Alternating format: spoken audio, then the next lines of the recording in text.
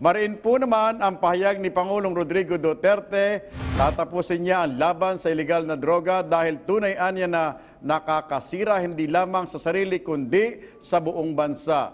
Nagbabalik muli si Eunice Amonte.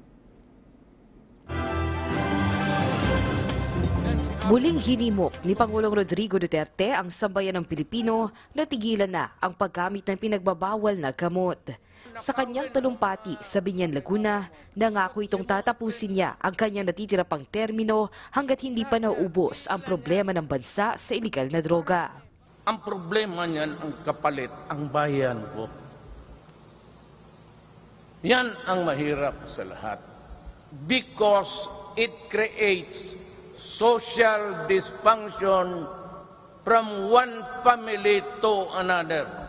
Kaya ikaw, kung may kalaban ka, bigyan mo lang yung anak ng droga at kung maging gunggong na, ipasa mo doon sa siya niyang anak and you would have destroyed the family.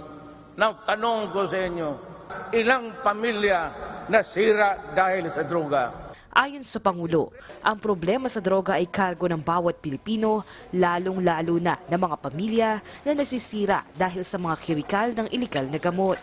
Kasi itong isang tinamaan, maghanap ng biktima yan to support his habit. Then dito maghanap ng isa at ilang pamilya yan sisirain mo. Eventually, it will destroy the family, then it will destroy the community, then it will destroy the country. So before you do that, I will destroy you.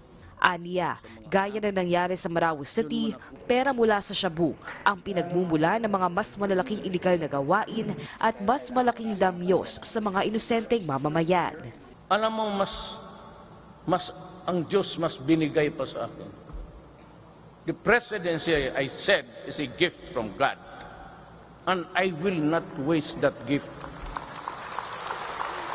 At nangako ako to protect and preserve this nation, protect the people. Sa huli nangako ang Pangulo na kanyang tatapusin ang laban sa droga na kanyang sinimulan kahit pa 3 taon na lamang ang nalalabi sa kanyang termino.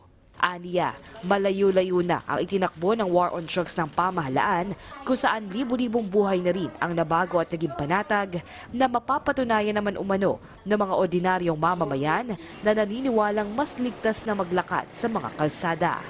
I'm posing this challenge. Nandito lahat ang network. Tapusin na natin ito.